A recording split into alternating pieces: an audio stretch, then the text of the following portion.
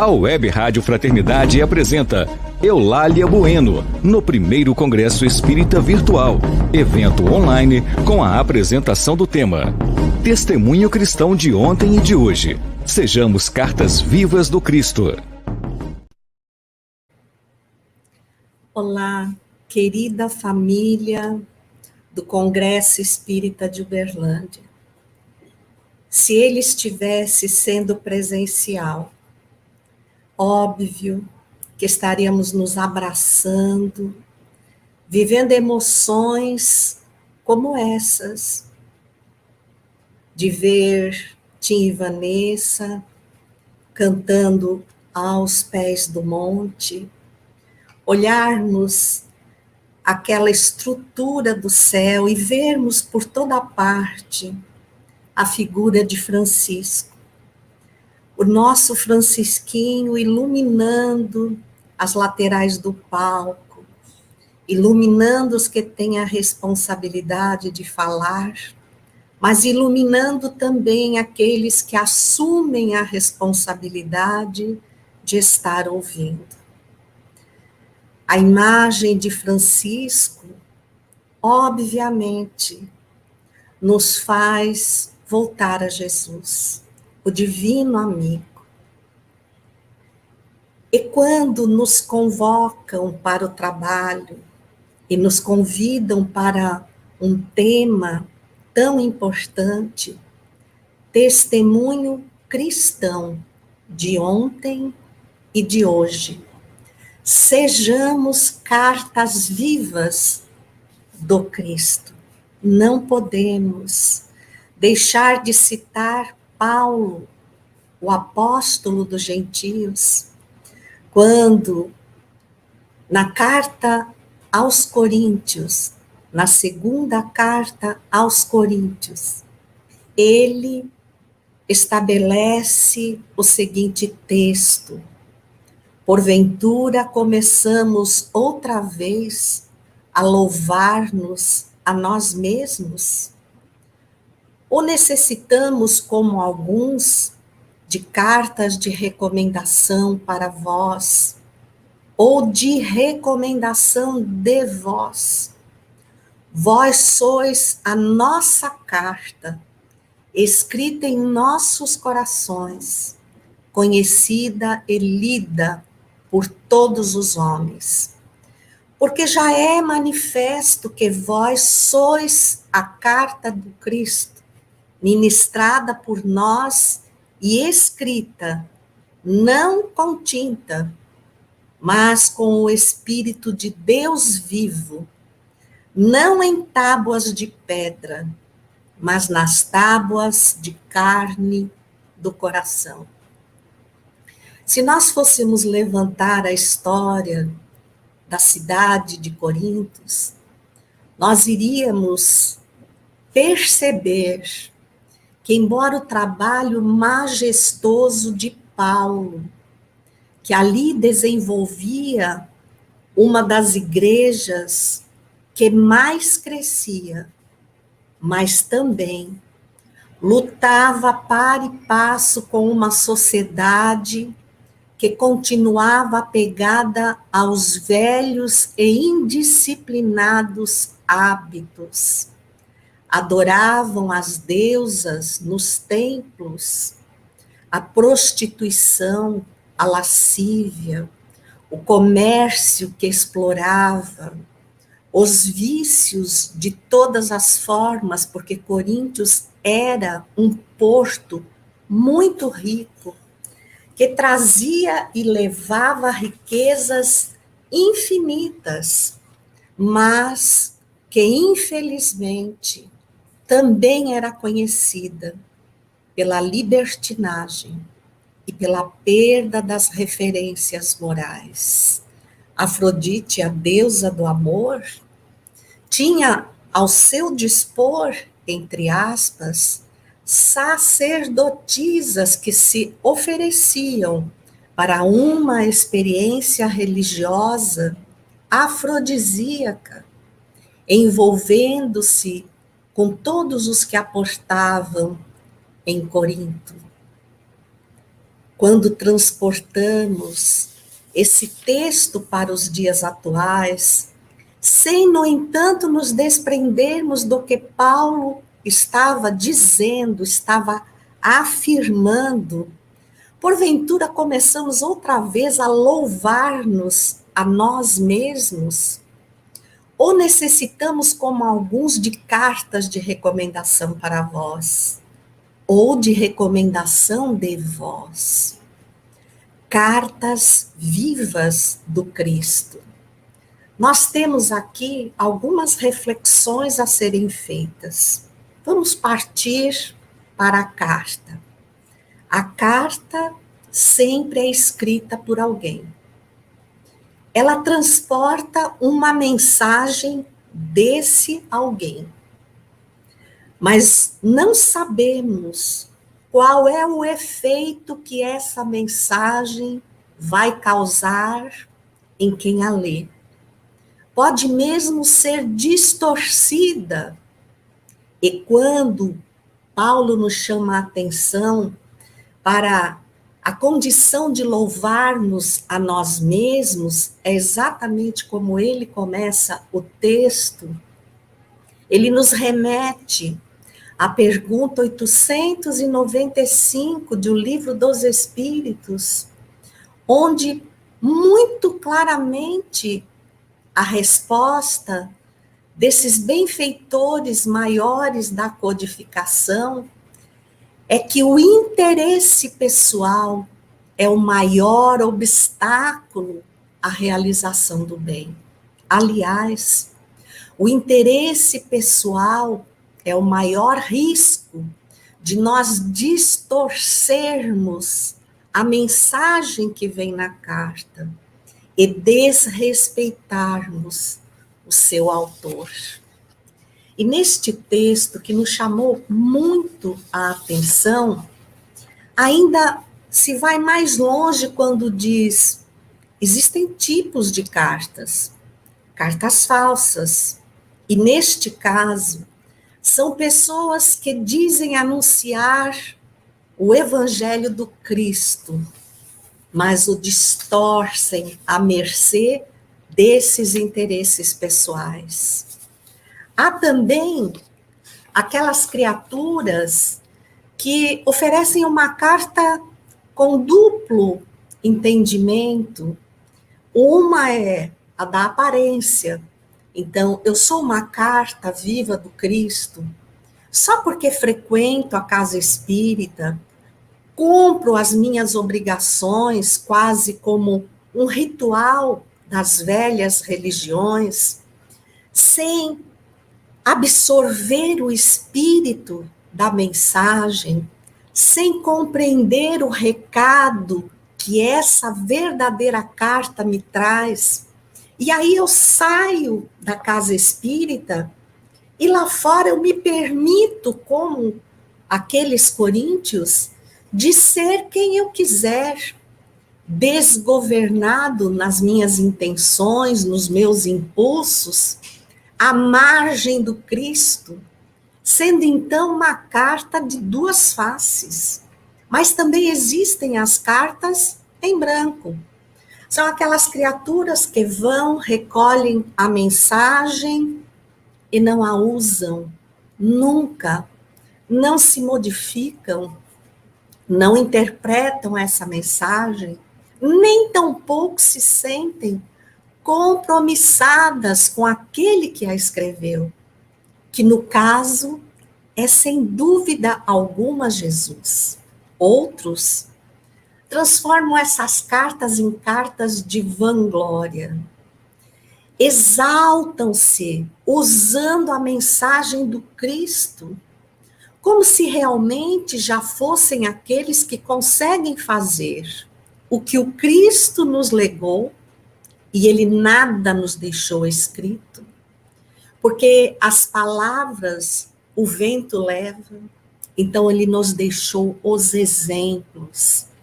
E quem sabe esses exemplos que ele dolorosamente, mas ao mesmo tempo, com a mais absoluta certeza e serenidade, viveu da manjedoura ao Gólgota, daquele lugar tão simples e isolado, fora da cidade de Belém, até o ápice daquele monte onde supostamente ele perdia tudo para os valores do mundo. Para aqueles que não tinham olhos de perceber o cerne dessa mensagem.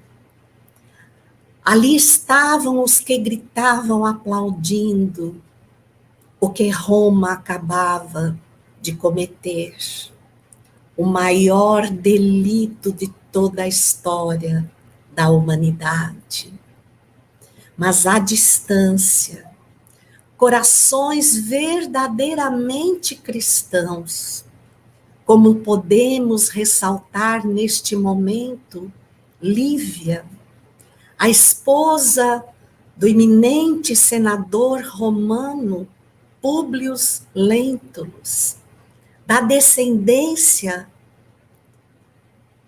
de Cornélia, essa mãe ímpar que legou à história de Roma o maior exemplo de dignidade, mãe dos Crasso, de onde provinha uma legião de senadores altamente respeitáveis.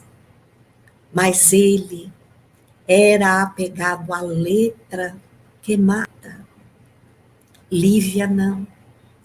Lívia já vinha dos horizontes espirituais mais maravilhosos que pudermos imaginar agora, neste momento, abraçados pela espiritualidade benfeitora, que não leva em conta onde eu estou, onde o Rubens e a Divina estão, onde você está, onde Lívia estava, recolhida aos seus aposentos, imposição que lhe era feita por seu marido, o grande senador. Ela apressara-se para alcançar a residência alguns momentos apenas antes dele. Onde estavam? Os dois se encontravam no palácio de Pôncio Pilatos. Ela fora tentar interceder pelo Cristo, que ele já lhe recuperara a filha Flávia. Ele participara de uma reunião que, visando os interesses materiais, não queria apostar em perder os benefícios de Roma, para salvar um homem que eles realmente nada viam de criminoso, ao ponto de que quando Públio Lentulus, forçado pela dor que lhe comia a alma diante do sofrimento da sua filha, procurou Jesus, mas antes buscou no comandante de tropa de sua confiança o que ele pensava do mestre. E ele foi muito franco dizendo, olha, do que ele diz, numas parábolas estranhas, não entendo nada. Mas do que ele faz, nunca vi coisas tão maravilhosas no mundo. Públio, depois de ser assolado por uma mulher de má índole, que o fez convencer que sua esposa nada mais fora fazer do que colocar em risco a sua fidelidade conjugal, ela retorna para casa sem conseguir interceder pelo Cristo. Refugia-se na prece, olha para o Gólgota, e nós com ela. Onde aquelas 3 cruzes infames, o documento da bestialidade humana, onde 2 ladrões ombreavam o Cristo, onde a voz da multidão entoava não cânticos de louvor e gratidão, mas impropérios que partiam exatamente daqueles que auferiram das mãos do Cristo a cura para os seus males. Ele dizia: a tua fé te salvou, vai e não tornes a pecar.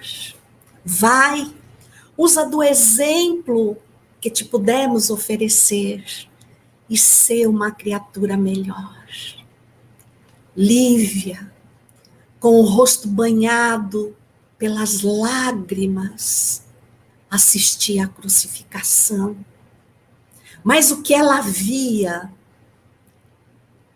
que lhe cercava a alma de sofrimento pela crueldade exposta, de repente, dissolveu-se diante de um céu que se permitiu cobrir de nuvens densas, para de repente uma luz raiar no meio da escuridão, da cor plúmbea do céu de Jerusalém.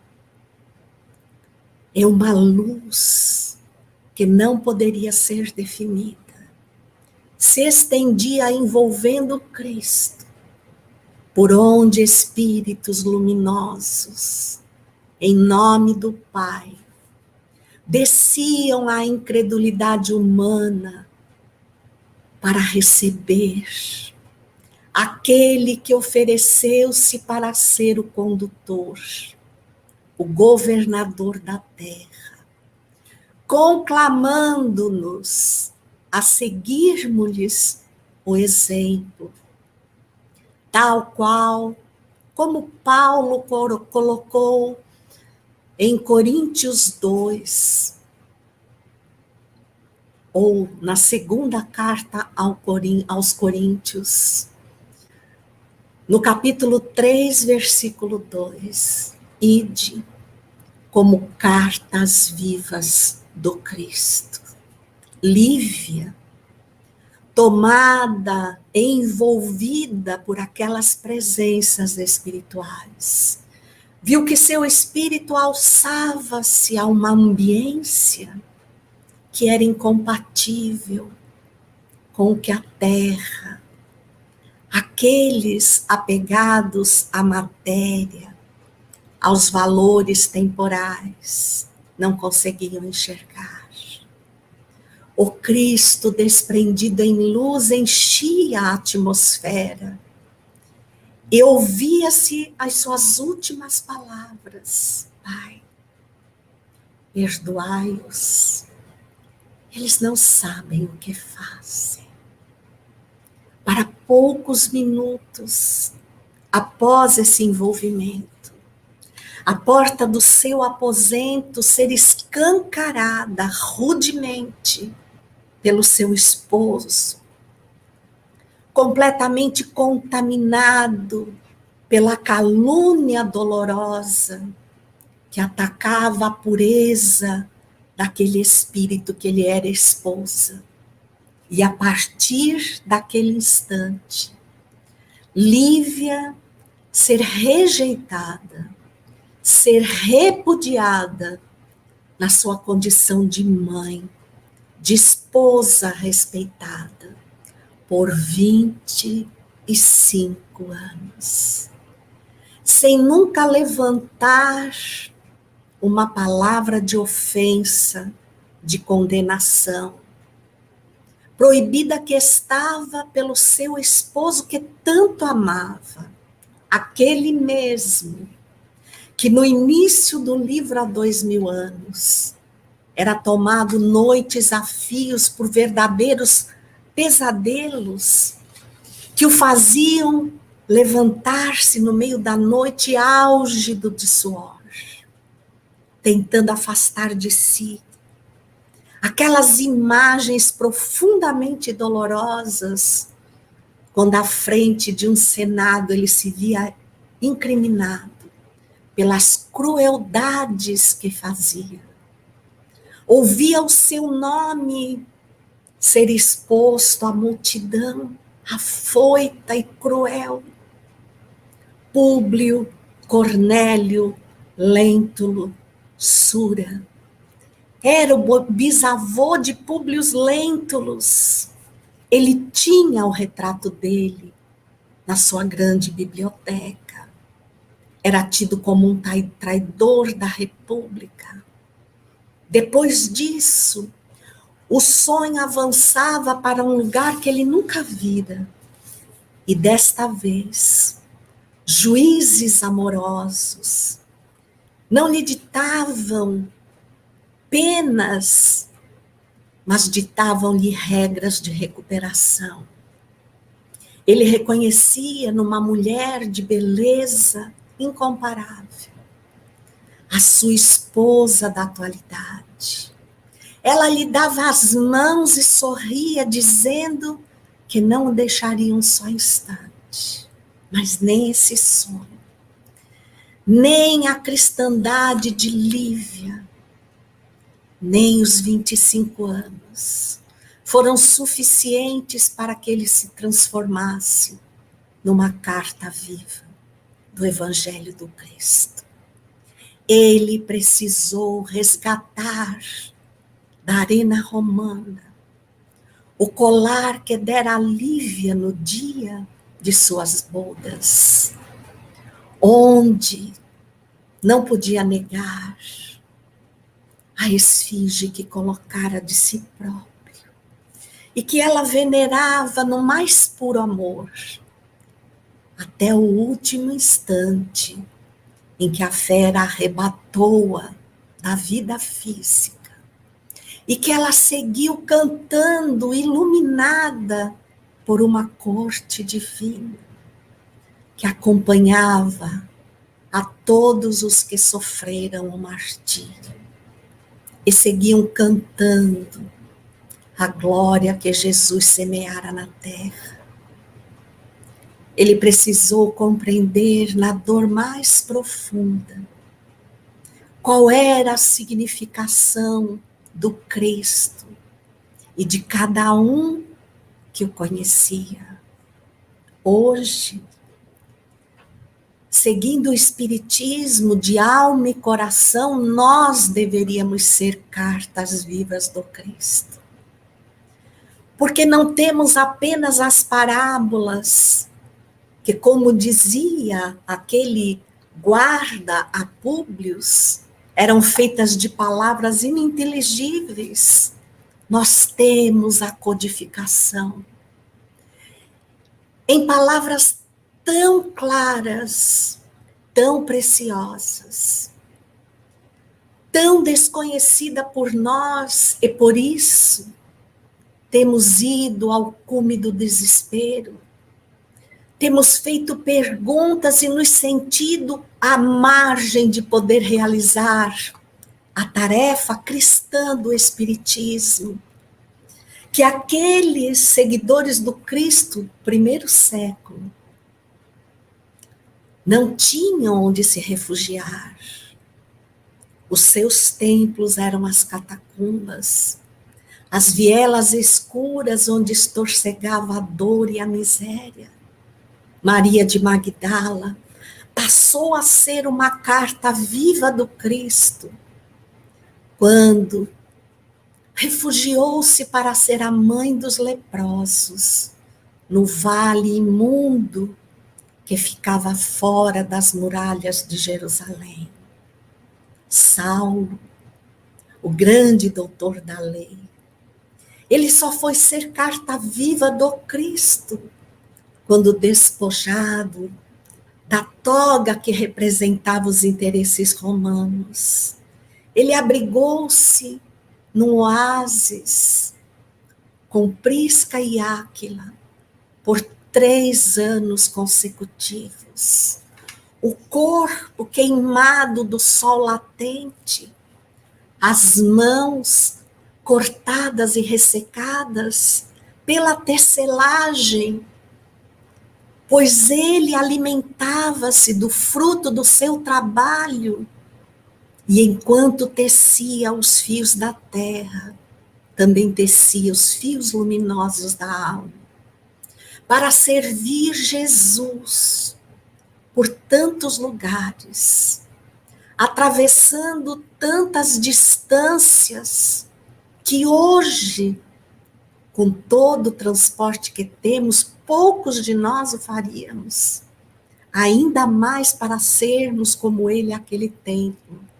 Cartas vivas do Cristo, apedrejado, aprisionado diversas vezes, chibateado. Ele nunca deixou de levar a mensagem que o Senhor da terra escrevera para todos os séculos. E nós espíritas, ditos e engalanados por sermos chamados os cristãos da Era Nova, os cristãos do Consolador prometido, o que fazemos com o nosso coração e com os nossos braços neste momento de pandemia? Quando os nossos espaços físicos, como o céu, o congresso presencial, não está existindo. E por que não existiria? Se ele é muito mais do que aquelas paredes onde se restringe. A espiritualidade benfeitora de uma casa espírita, por mais singela que seja, não cabe nas suas quatro paredes. Nós precisamos sair, como Paulo, como Áquila, como Prisca, como todos os que serviram na terra árida, e vir para fora.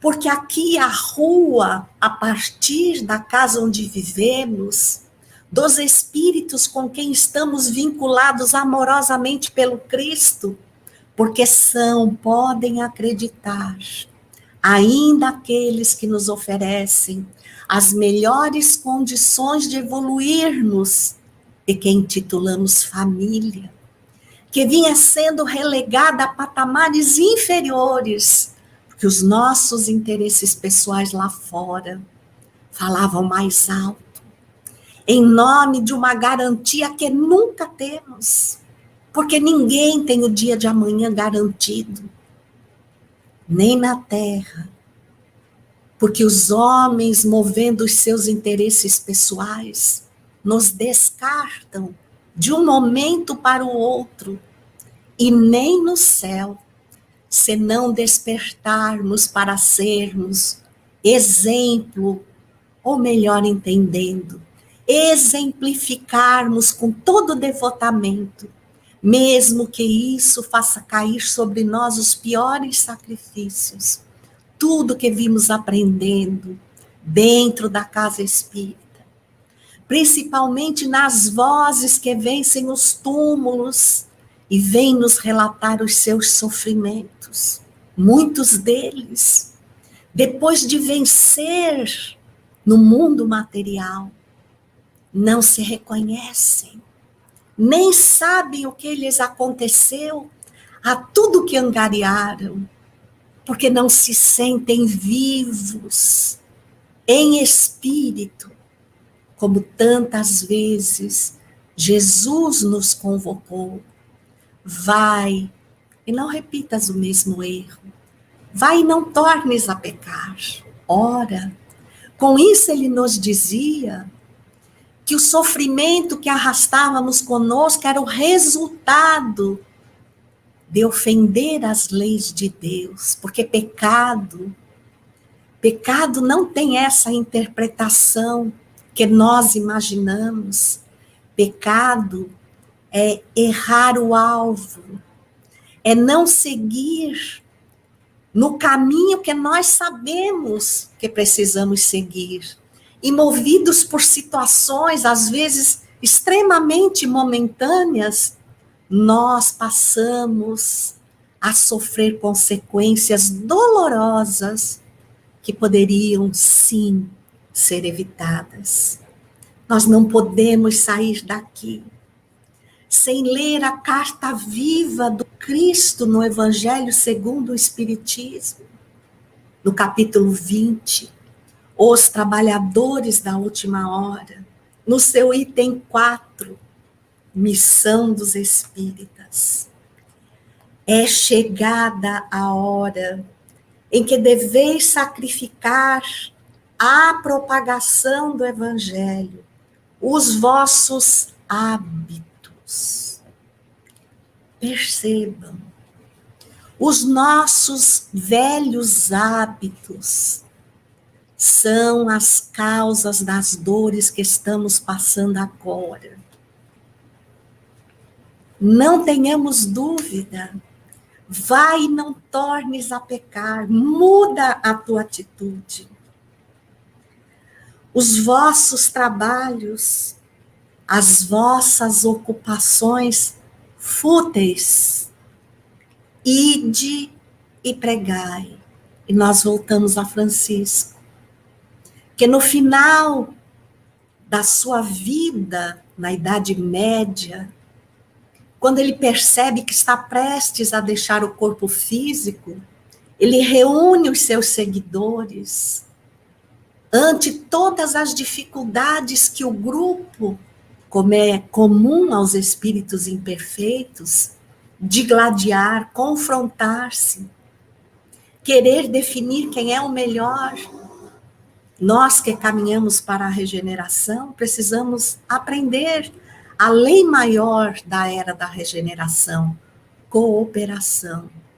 O que eu sei, o que você sabe, acresce muito mais do que aquilo que sozinho eu possa achar que é correto.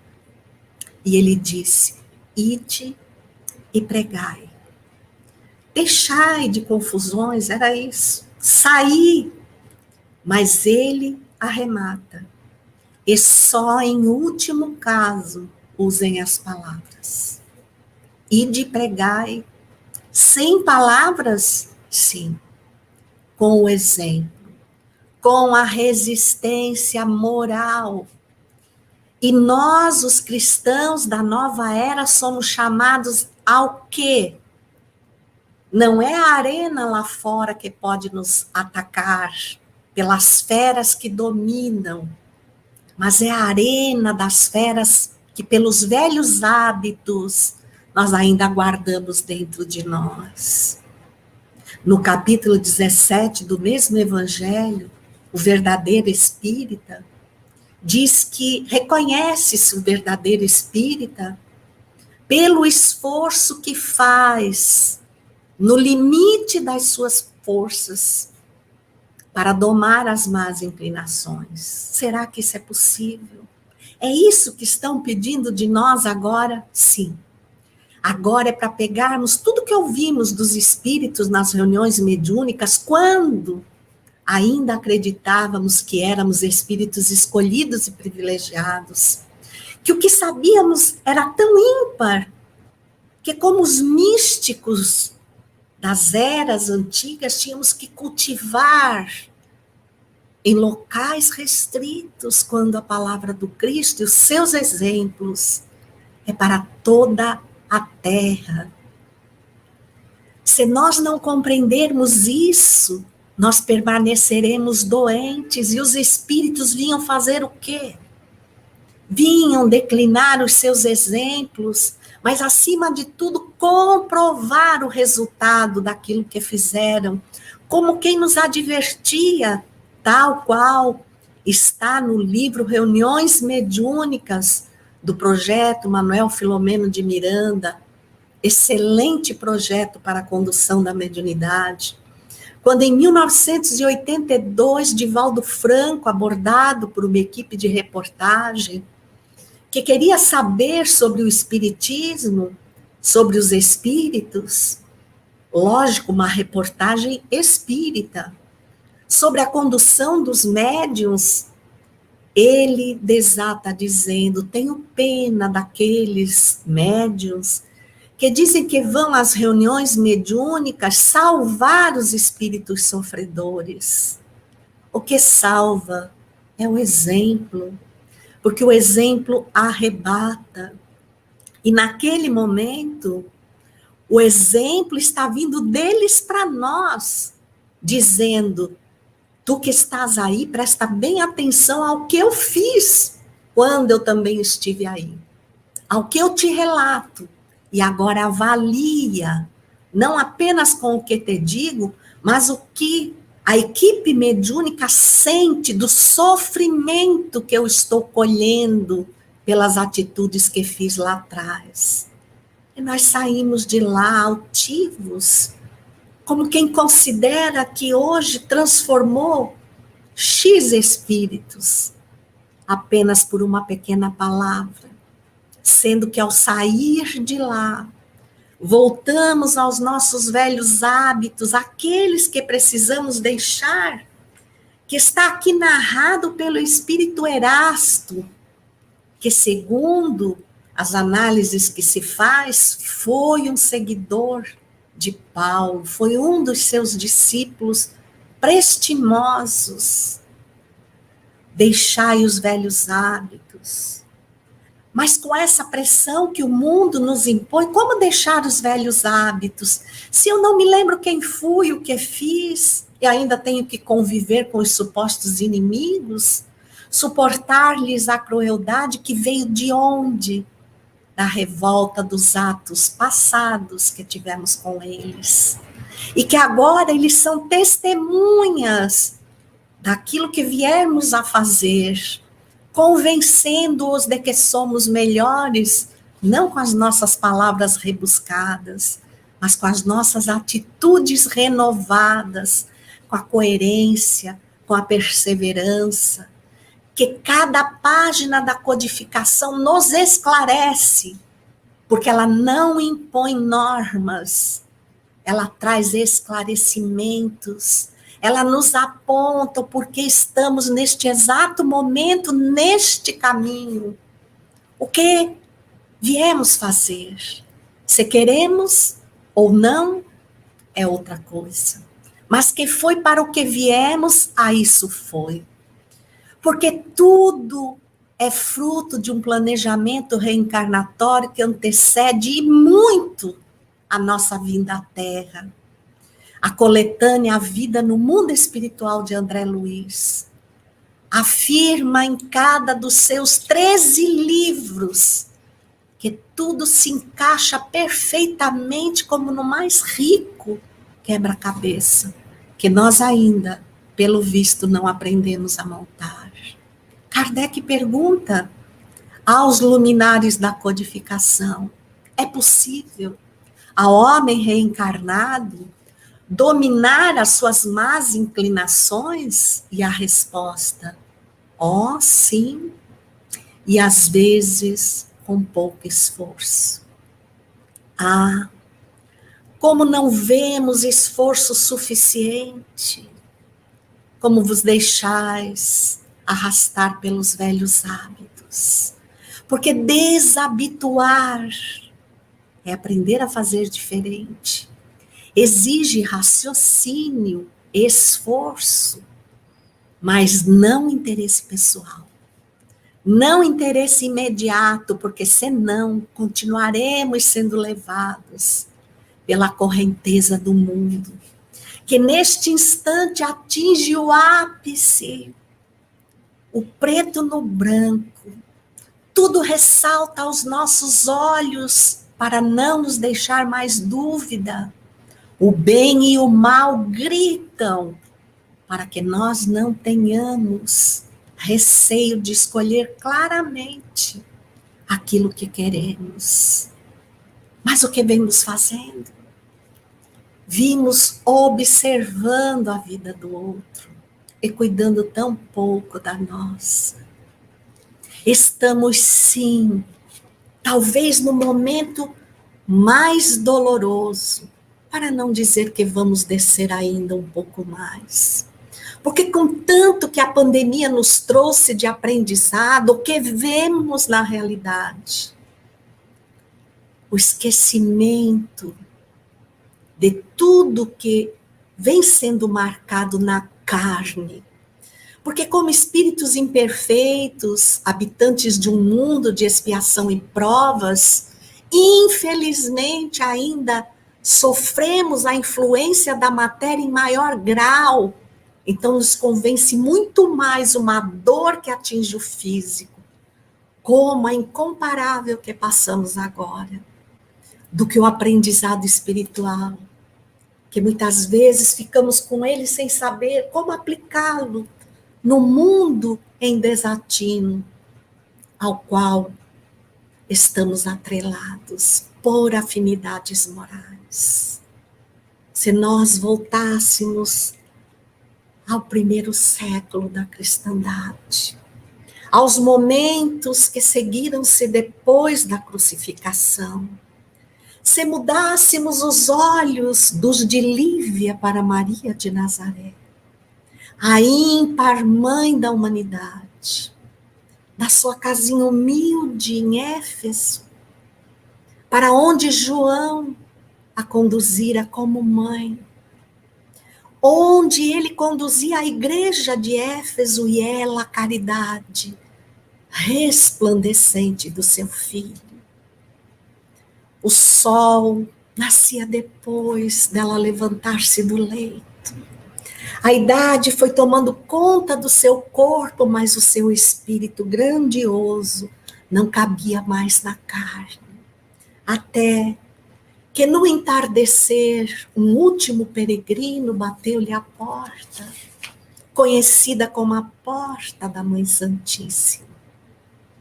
Vinha com chagas, não lhe disse nada, nem ela tampouco esperava que ele dissesse. Estava acostumada a cuidá-los. Ela já se encontrava aquele momento recostada no seu leito. Cansara-se por demais naquele dia.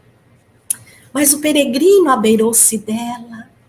Ela abriu os olhos, viu-lhe as mãos cheias do testemunho do trabalho.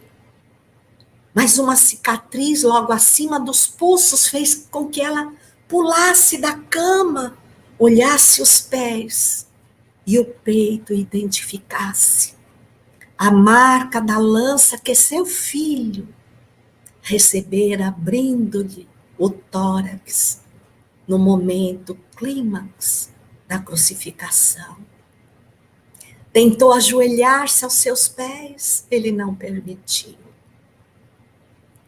Ergueu-a, trouxe-a de encontro ao peito e disse: minha mãe, o Pai autorizou-me a levá-la para que reine comigo no reino do amor. Ou seja, ao lado do Cristo na governança da terra, nós temos a Mãe Santíssima, que nos segue os passos, incentivando-nos a sermos fartos do exemplo que recebemos através das lições espíritas. Agora que somos desafiados por estes momentos cruéis, sem nos permitirmos deixar que a sombra do desespero, do pessimismo, da desesperança, tome conta de nós o suficiente para não nos transformarmos naqueles que semeiam a mensagem do Cristo sem adulterações, através da minha conduta, no coração daqueles que cruzem a minha estrada. Maria fechou os olhos para sempre e foi conduzida por uma corte de anjos à frente, o mesmo da Anunciação, anjo Gabriel. Numa estrada de flores que se desdobrava sobre a terra, dizendo-lhe: Senhora, temos autorização do teu filho para, antes de recolher-te aos páramos espirituais, levar-te onde quiseres. E ela foi às praias de Cafarnaum, onde seu filho pregava e dava oportunidade nova aos aflitos e desesperados. Dali, elas seguiam em direção a Roma, aos cárceres do Esquilino, aquele que se situava na mais alta qualificação ou paisagem de Roma, onde tinha sido erguido o maior anfiteatro a céu aberto para o espetáculo da morte dos cristãos, enquanto a multidão aselvajada gritava, pedindo dor, sangue, desespero, os cristãos calados preenchiam as lacunas dos subterrâneos úmidos e fétidos, por onde adentrou o Espírito iluminado de Maria. As celas recolhiam homens, mulheres, crianças, jovens, velhos. Muitos choravam ante a dor suprema. Outros aguardavam em prece. Ninguém blasfemava. Todos sabiam que cumprir o que o Cristo lhes deixara era sinônimo de sacrifício. Ninguém esperava facilidades. Mas ela aproximou-se de uma jovem de olhar límpido, que orava, abraçou-a como só uma mãe abraça e disse: canta, minha filha, canta. E inspirando-a com a corte de anjos que a seguia, aquela jovem pôs-se a cantar. E foi assim que pela primeira vez os cristãos entraram na arena, silenciando a voz dos que queriam a crueldade, daqueles que exploravam o outro, que só pensavam nos próprios interesses, que se serviam como tapete aos desmandos de Roma, acreditando que com isso dominariam a terra. Onde é que eles estão? Eles se calaram, porque não eram as vozes dos cristãos que se erguiam da arena. Era a carta do Cristo que lhes revelava o que estava escrito em cada exemplo que ele doou à terra, e que pede a nós agora levarmos por toda parte, desde a singeleza do nosso amanhecer, no trato com os nossos entes, com os desafetos mais próximos, porque afinal de contas, como os grandes impérios que já existiram na Terra, este também vai passar. E nós estamos no momento crucial da nossa escolha. Nós ficamos com os interesses e os interesseiros da terra, ou nos transformamos em cartas vivas, límpidas do Evangelho, dizendo finalmente a Jesus: dá-me onde servir, onde exemplificar, que tudo que me ensinastes, eu finalmente consegui aprender. Muita paz a todos. Rubens, Divina. Muito bem, minha amiga. Que legal, viu? Deixar você tomar uma aguinha, você hidratar. O pessoal fala que eu costumo hidratar os expositores depois que eu recebi um puxão de orelha. Então, o expositor fala um pouquinho, eu vou tomar uma aguinha. Ai, gente, ó, quem participou do sorteio, quem escreveu para poder participar do sorteio, escreveu, né, Dina? Já acabou. A gente vai fazer o sorteio ainda daqui a pouco. Rubens, eu estava aqui lendo as frases, cada uma mais linda do que a outra, Eulália. Nossa, estava com os olhos cheios de lágrimas também, pelas suas palavras lindas e maravilhosas e por tantos recados que a gente recebe, né, recebeu durante todo esse momento. Todos os expositores foram inspirados, né? Foram inspirados. Muita emoção. É verdade. Então, vamos lá, né, Rubens? Você quer fazer a primeira pergunta? Quer que eu faça? Pode fazer aí. Então, vamos lá, Eulália. A primeira pergunta veio da nossa querida irmã, a Mônica Abraão. Se Madalena, Paulo, Lívia, Públio foram cartas vivas quando passaram pela dor, e nós seremos cartas vivas como? Então, Mônica, uma alegria receber a sua reflexão. Na realidade, carta viva não é ser espírito evoluído, não é ser uma Lívia, né, que a época de Públio Lentulus já tinha conquistas espirituais exemplares, ela veio exatamente para nos legar esse aprendizado.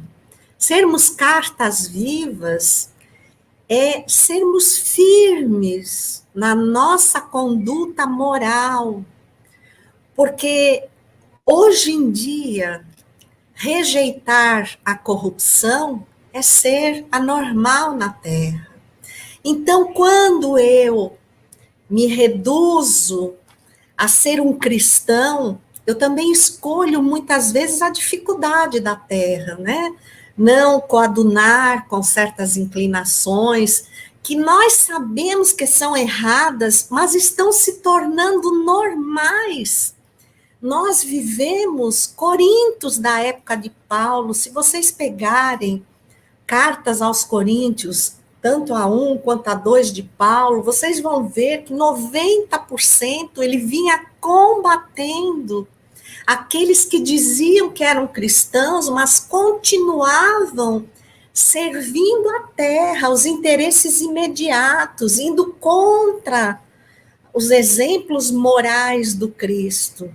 Hoje, os exemplos morais do Cristo estão quase sendo pendurados em museus. Quando é agora que nós temos que dizer, e nós espíritas, com uma responsabilidade muito maior, dizer ao mundo o que é que o Espiritismo nos ensinou. Se é que não somos espíritas só, não é nem de carteirinha, é de cadeirinha, sabe? A cadeirinha que eu sento, escuto o evangelho, saio descompromissado. A cadeirinha que eu sento para tomar o passe. A cadeirinha que eu sento para assistir os espíritos, mas não absorvo. Aquilo não me incomoda. Então, quando o espiritismo entrar dentro de nós, tenha certeza, Mônica, nós nos sentiremos tão incomodados com o que consideramos normal, que nos envergonharemos de nós mesmos. E aí sim, nós nos transformaremos em exemplos talvez estranhos, mas que merecem definitivamente ser seguidos. É a dor que nos convoca. Muito bem, Eulália, vamos para a segunda pergunta. A Hélida Lopes, como ser cartas vivas se ao seu redor todo dia tem gente te despertando o ódio? Acabei de ser provocado a sentir esse ódio devido à falta de respeito da pandemia. Hélida, muito boa a sua questão. Hélida, vamos fazer que você hoje está aniversariando, tá bom? E aí uma amiga sua chega para você e te dá uma caixa linda, mas quando você abre a caixa, o que tem lá dentro é insuportável. Ela colocou um urubu morto e mandou o urubu morto de presente para você. O que você faz com esse presente? Você aceita ou joga fora? Então, na realidade, nós temos que aprender que quando somos incitados a qualquer sentimento contrário ao amor, nós estamos sendo exercitados para jogar fora o que não presta. Então, não aceite, né? Não permita-se guardar dentro de você algo que pode simplesmente consumir as suas reservas físicas, emocionais, espirituais. Não é fácil, porque nós realmente olhamos e vemos as pessoas fazendo isso, tá?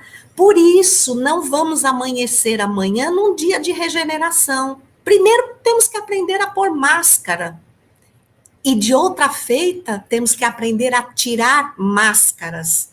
As máscaras com que temos nos vestido até agora, de trabalhadores do Cristo, mas que agora, neste momento, deveríamos tirar e mostrar verdadeiramente o que está na nossa essência, e tomara que seja o Cristo. Eulália, a próxima pergunta é do Gustavo. Essa pergunta veio pela FEB TV.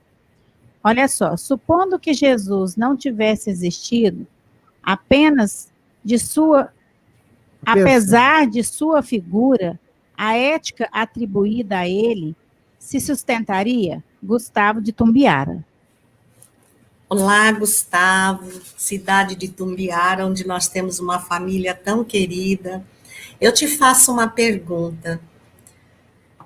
Nós temos comprovações do Cristo histórico. Então, mesmo aqueles que querem negar que ele seja o Messias e que tem esse direito, não podem negar que ele existiu, porque há compromissos muito responsáveis de estudiosos afirmando isso.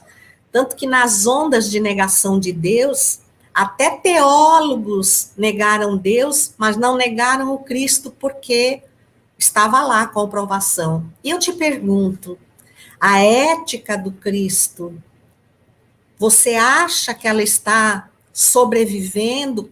Como nós temos condição, já falando de evolução espiritual, mesmo estando num planeta de expiações e provas, nós já tínhamos condições de estar exemplificando, e mais, todo o Cristo, né? Porque nós sabemos que Jesus é o Cristo planetário, então cada planeta tem o seu Cristo, cada sistema, cada galáxia tem o seu Cristo, e todos eles estão circundados por espíritos de envergadura como a dele. Olhemos antes do Cristo e depois do Cristo, quantos desses espíritos com a mesma ética estiveram na Terra, tentaram semear por todos os meios, até que ele precisou vir. Preste atenção, ele poderia não ter precisado vir, se nós já tivéssemos lá atrás aprendido com quem veio muito antes dele. Nós temos os Vedas, nós temos as religiões da China, da Índia. Pegue a Caminho da Luz, leia a explanação do benfeitor Emmanuel, perceba que aqueles espíritos tiveram condições, só que adaptados à cultura de cada época, trouxeram, muitas vezes de sentido figurado para o entendimento daquele povo, os ensinamentos do Cristo. Mas nós fomos negligenciando até que ele precisasse vir em pessoa e voltar, porque agora ele não volta em pessoa, ele volta em espírito, através do espiritismo, da codificação, que não é a religião do futuro. Todo mundo está esperando isso, mas Leon Denis, no Congresso de 1925, e também no livro O Invisível, maravilhosamente resgatou as mensagens da codificação e disse: o espiritismo não é a religião do futuro, é o futuro das religiões, porque nada mais faz o espiritismo do que decantar em simplicidade todo o código moral do Cristo, novamente. E nós, o que estamos fazendo agora? Estamos seguindo a ética dele? Dentro de nós? Porque só quando ela estiver dentro de nós, a ponto de transbordar e contaminar nós teremos moral para cobrar do outro. Infelizmente, meu amigo querido, é assim. Muito bem, Eulália, vamos seguindo aqui. Vamos para a próxima pergunta, a da Paula, pergunta 8 aqui. Os cristãos de outrora iam cantando para o martírio. E vimos tão linda a canção do Tim e Vanessa, que nos toca o coração tão profundamente. Será que as músicas espíritas, ou músicas que elevam de forma geral, não nos ajudaria a passar estes momentos de dor, dissipando energias e dando força, Eulália? Foi a Paula, né, que perguntou? Isso. Então, Paula, nós ainda continuamos necessitando de indutores para nos animar a sermos melhores, né? Então, se lá atrás eram os rituais aos deuses, se depois vieram, né, os rituais do catolicismo, os louvores gritados, e agora nós também temos indutores, né? Porque há pessoas que acham, se eu não tomar o passe, sentado na cadeira, na câmara de passe do centro, eu vou estar tomada de espíritos malfeitores, sem raciocinar que esses espíritos, tudo que eles não querem, não é o passe, porque o passe é uma energia imediata que você recebe, mas que precisa da tua transformação moral. É o momento que Jesus coloca as mãos sobre você e Jesus não precisa ir ao centro, porque ele não é espírita. Jesus é Jesus de todas as crenças e dos que não creem também. Mas ele passa, estende as mãos, diz: a tua fé te salvou, não te curou. Te salvou, quer dizer, te restabeleceu momentaneamente, não é o que o passe faz? Agora vai e não tornes a pecar. Agora está nas tuas mãos. Agora que você já sabe por que ficou doente, não faça isso de novo. Então, assim, se para alguns de nós as músicas enlevam, e elas enlevam, ouça música. Se para o outro uma boa leitura enleva, leia. Não importa qual seja o indutor que você use, mas lembre que o indutor é um incentivo, não é definitivamente a nossa transformação moral. E aproveite enquanto usa dele para ser melhor. Vamos lá, Divina, agora é você. Muito bem. Agora nós vamos para a pergunta aqui de número 5, do Rafael da Silva Gonçalves. Essa pergunta veio pela Rede Amigo Espírita. Qual seria o nível espiritual de um mentor espiritual encarnado? Depende, Rafael, porque assim, se for o meu mentor ou o seu mentor, ele não precisa ser um Emmanuel. Então, assim, o mentor é sempre um espírito de uma categoria, e eu não digo uma a uma, de alguma categoria acima da nossa, que não venha para nos influenciar. Preste atenção, o mentor não vem para colocar cabresto na gente. Ele, o Memórias de um Suicida, ele fala muito bem disso, Nosso Lar também fala. O mentor, às vezes, é aquele espírito que vem nos acompanhando numa recuperação dolorosa há muitas reencarnações. E quando você vê o Memórias de um Suicida, eles serem tutores, então tutor é aquele que fica por um longo tempo, conduzindo, incentivando, recordando aquele espírito em situação de expiação ou provas, né?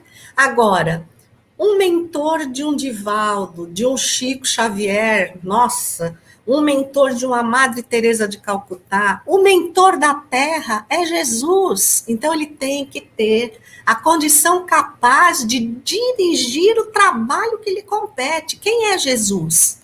Alçado ao mais alto grau da categoria de espíritos puros, numa comunhão indescritível com o Pai, do qual ele, como outros Cristos, tomam do hálito divino, que é a matéria mental de Deus, para criar, para modelar tudo que é material no universo. Então, veja de onde vão os mentores, né? Desde o nível inferior, né? Aqueles que literalmente nos conduzem como princípio inteligente, ainda abrigados no instinto. Por que o instinto nunca falha?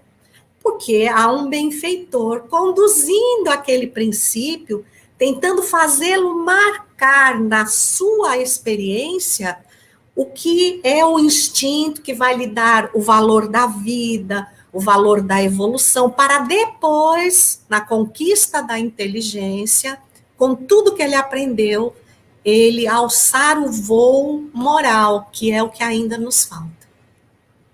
Vamos lá, Eulália. O Sandro dos Santos, um abraço para você, Sandro. Diante do aparente caos que a pandemia promoveu na Terra, qual seria a palavra que poderíamos oferecer aos nossos irmãos que ainda não conheceram a mensagem consoladora do Cristo? Eu vou usar o Francisquinho, viu? Pode usar. Porque, gente, nós sabemos que ele vai voltar. Olha lá, na mão da divina. Nós sabemos que o papel de Francisco de Assis, antecedendo a vinda do Cristo à Terra, é fantástico. Então, o que ele disse? Ide e pregai. Só em último caso, usai a palavra. Então, a palavra é exemplo. Não tenho como resumir isso em outra palavra qualquer. Porque se eu disser caridade, se eu disser amor, mas se eu disser exemplo, eu me obrigo a ser exemplo daqueles que eu julgo que seguem ignorantes a mais do que eu, atrás de mim, ignorante no sentido de não ter aprendido ainda. Exemplo.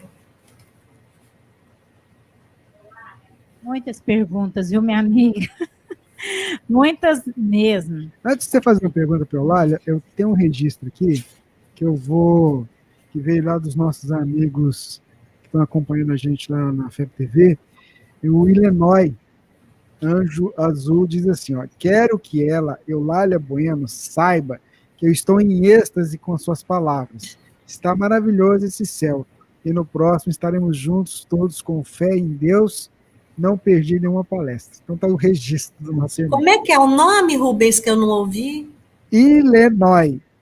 Se eu não falei errado, né? Mas acho que é isso mesmo. Illinois? É. Ai, olha, você só deita sobre mim muita responsabilidade. Então, que a gente siga Jesus, independente das dificuldades que possam vir. Divina, faz aí a pergunta. Então, a Ana Cláudia Carvalho Neves, ela mandou através do Facebook. Você acha que estamos vivendo nos dias de hoje a ignorância de sentir o evangelho em nós? Vejo que já não somos mais ignorantes no saber. Olha, a Ana Cláudia foi muito feliz na sua colocação. Nós estamos fartos de intelectualidade. Muitos de nós têm o conhecimento intelectual do evangelho. Falamos com propriedade, deitamos um verbo enfaixado de palavras. Estamos vazios de obras. Estamos vazios de obras. Então, Ana Cláudia, é isso mesmo. Nós estamos no século de aprender a sentir. Sentir o outro, sentir a dor do outro. Porque não sentir nos faz indiferentes. E a indiferença é a ausência de amor. Quando eu não ponho a máscara, é porque eu não sinto, eu sou indiferente. Eu sou indiferente. O amor está ausente de mim. até para comigo mesmo. Porque se eu fosse alguém que sentisse e vivesse no egoísmo, eu punha a máscara por mim. Então, sentir, nós estamos indiferentes, isso comprova a ausência do amor. Muito bem, gente, agradecendo a todos que estão conosco. Eu acho que é um momento de aprendizado para todos nós. A gente não pode esquecer que esse esforço que nós fazemos no compartilhamento da mensagem do Consolador, ela faz um exercício dentro da gente. Quando o tema proposto foi a gente imergir nesse testemunho cristão, é porque a gente está vivenciando um estado de grande luta. Não tem ninguém que caminha nessa terra, nesses momentos, que não esteja passando por alguma dificuldade.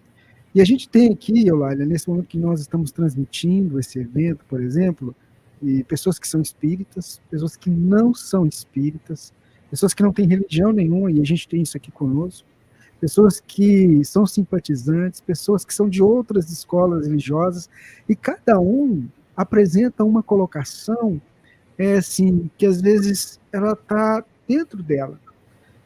Como a Divina vai fazer uma pergunta aqui agora, que veio, a pessoa pode pensar que a pergunta seja uma pergunta assim, que talvez não tenha nada a ver com o tema, mas a gente não pode esquecer que talvez para aquela pessoa que está ouvindo lá do outro lado, ela tem um significado. E quando nós aqui estamos fazendo a seleção das perguntas, a gente sempre tenta escutar um pouquinho os amigos espirituais, porque não dá para trazer tudo. Então eu queria aproveitar assim, e pedir a compreensão dos nossos amigos que estão aí do outro lado, que talvez a gente tenha um cabedal de conhecimento muito bom. E às vezes a gente tem do nosso lado alguém que está chegando agora, que talvez é o primeiro contato que ele está tendo com a doutrina espírita. E ele ouviu, achou interessante uma fala que a Eulália trouxe, e aí ele escreveu uma pergunta e mandou para a gente. Eu não estou dizendo que é o caso dessa pergunta que a Divina vai fazer, mas tantas outras que nós tivemos aqui. Que as pessoas elas estão numa situação, Eulália, de grande luta íntima. E até nós que temos o conhecimento, quando a gente se pega, a gente está assim, gritando, falando, coisa que a gente faz, opa, peraí. Mas, Divina, faz a pergunta para o Eulália. É a última de hoje. A pergunta é da Esther Jonas. Dona Eulália, por que tanta dificuldade em viver Jesus? Maravilhosa pergunta, e eu respondo assim porque é uma das passagens mais lindas que me marcou profundamente. É depois de tudo que Jesus fez, Pôncio Pilatos lavou as mãos, porque ele não tinha motivo para condenar Jesus, mas não queria contrariar Roma, porque os interesses pessoais, olha esse interesse pessoal, gente, vão à pergunta 895 do Livro dos Espíritos. E aí, como era hábito, ao se abeirar da Páscoa, libertar-se um prisioneiro, né? Ele deu ao povo o direito de escolher entre Jesus e Barrabás. Porque, no fundo, ele tinha certeza que iam escolher Jesus. Porque Jesus tinha feito tanta coisa boa. E aí o que acontece? A multidão escolhe Barrabás. Quem é essa multidão? A multidão, ali em Jerusalém, que é o centro religioso, então vieram de todos os lugares, todos os povos, para a celebração mais importante que eles tinham. Eram os mesmos que faziam ou que formavam as multidões por onde Jesus passara. Muitos deles tinham sido salvos daquela dificuldade, onde poderiam, inclusive, ter perdido a vida, para ainda, com o Cristo presente, terem a oportunidade de se transformarem. Como não se transformaram? Como os interesses pessoais, naquela época de Roma, hoje, Da mesma forma que nós temos aqui esta live maravilhosa, literalmente nos ligando ao céu como ambiência dos espíritos benfeitores, nós também temos lives que vêm de encontro ao que eu quero ouvir, não ao que eu preciso ouvir. Aquelas que enchem a minha bola, mas que também enchem o meu bolso. Esse é o símbolo de Barrabás, escolher o poder temporal, os interesses materiais, me preocupar com o que eu tenho agora, o que eu sou, depois para frente eu olho, porque tem o mundo dos espíritos, lá eu tenho benfeitores, lá tem colônias, lá tem hospitais. Depois eu já aprendi tanta coisa que facilmente eu vou chegar lá e vou dizer assim, peraí, não leva em conta isso aqui que eu fiz por um tempo, que foi só para usufruir um pouquinho do mundo, mas na realidade, eu sei muito de Jesus. Aí os benfeitores vão dizer, não me importa o que você saiba, aqui conta o que você fez. Como eu estou paralisada no ócio, culpando o mundo lá fora, esquecendo que dentro de mim eu sou um templo. Eu sou um templo. Eu costumo dizer assim, gente, qual é a população do Brasil? 230 milhões, pois é. Só em células físicas, a população que Jesus te confiou está em 75 trilhões de indivíduos. O que é que você está fazendo com eles? Eu te garanto, se você viver o Cristo, você pode perder muita coisa, muita oportunidade material. Pode sim, pode passar dificuldades materiais, mas tudo que é material vai vencer. Então, para que eu vou empenhar no que vai vencer, se eu posso empenhar no que vai ficar? E o que vai ficar sou eu, espírito imortal. Então, nós escolhemos não estar com o Cristo, porque nós não queremos assumir a responsabilidade que é ser cristão. É isso. Ai, gente, Divino tem um recadinho ali para a gente caminhar, né, Divino? Pena que está acabando, né, mas, como diz o Campeiro, tudo que é bom não acaba não, dura sempre, né? É isso que ele falou? Foi. Eu falei, olha, tudo que é bom acaba. Ele, não, tudo que é bom dura para sempre. Vai ficar registrado. Dura para sempre, porque a gente dizia, nós temos remédio para tudo, só não temos para a morte. É mentira, porque tem a reencarnação, é o remédio para a morte. Pior que é mesmo. Então, Eulália, nós... E esse recadinho você não vai ler lá de Guarabira? Olha, transmita para essa nossa irmã, em Jesus, está na sua mão aí para você ler? Leia para nós, Rubens, então, que eu me perdi, vai. Em Jesus, Eulália, que as mensagens dela me dão um alento grandioso para seguir na caminhada para lutar em meu tratamento de câncer. É muita luz em nosso coração. Gratidão. Ela está lá em Guarabira, Paraíba. Como é o nome dela?